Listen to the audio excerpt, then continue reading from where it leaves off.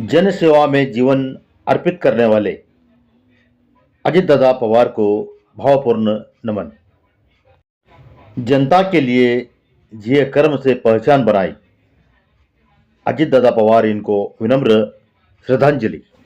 महाराष्ट्र की राजनीति में अमिट छाप छोड़ने वाले आज हम बात कर रहे हैं महाराष्ट्र के दिग्गज नेता अजितदादा पवार की अंतिम उड़ान के बारे में। आज जो एक विमान दुर्घटना में समाप्त हो गई।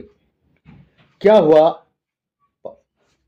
28 जनवरी 2026 की सुबह अजित पवार बारामती के लिए मुंबई से एक चार्टर्ड लेयरजेट 45 विमान से सवार हुई। उड़ान के करीब 1 घंटा बाद विमान रनवे पर लैंडिंग के प्रयास में दुर्घटनाग्रस्त हो गया और आग की लपेट में बदल गया। सभी 5 लोग, जिसमें पवार सहित पायलट और स्टाफ शामिल थे, अपनी जान गंवा बैठे।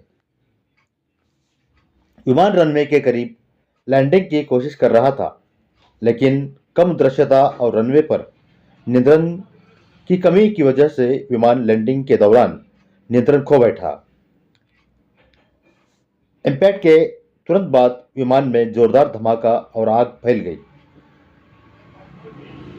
गहन जांच अभी जारी है, लेकिन प्रारंभिक रिपोर्ट यही संकेत देती है कि अजितदादा पवार महाराष्ट्र के मुख्यमंत्री थे और राजनीति की एक मजबूत दिग्गज चेहरा।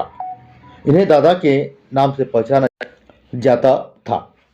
खासकर बारामती और पश्चिमी महाराष्ट्र में इनकी राजनीति और जीवन को जनता और नेता दोनों ही बेहद सम्मान देते थे। इसी दुर्घटना के कारण स्पष्ट नहीं हुए है कि कुछ लोग तकनीकी कारण मान रहे हैं, तो कुछ की मानना है कि मानव त्रुटि या जांच अभी चल रही है। क्या यह केवल दुर्घटना थी या कुछ और छिपा है? जांच रिपोर्ट के आने पर ही पूरा सच सामने आएगा। गोपीनाथ जी मुंडे साहब, इनके बाद यह दूसरी घटना है। देखते हैं। मुंडे साहब भी उनके घर जाने के लिए तैयारी में थे और अजितदादा पवार साहब भी उनके गांव पहुंच चुके थे।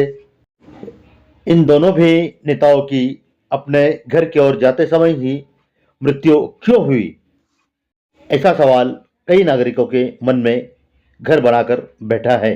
देखते हैं डिप्टी सीएम अजितदादा पवार, इनके अपघाती निधन पर शरद पवार साहब इनका क्या मनोगत है। देखिए शरद पवार साहब क्या कहते हैं। हा रस्त्याला एक प्रचंड असा धक्का आहे. एक कर्तृत्ववान निर्णय घेण्याची शक्ती ज्यांच्यात आहे, अशा व्यक्तीला महाराष्ट्र आज मुकला. हे काही नुकसान झालं ते भरून निघणार नाही, पण सगळ्याच गोष्टी आपल्या हातात नसतात. मी आज मीडियासोबत येणार नव्हतो, परंतु काही वृत्तपत्रांनी हा अपघात याच्यामागं काहीतरी राजकारण आहे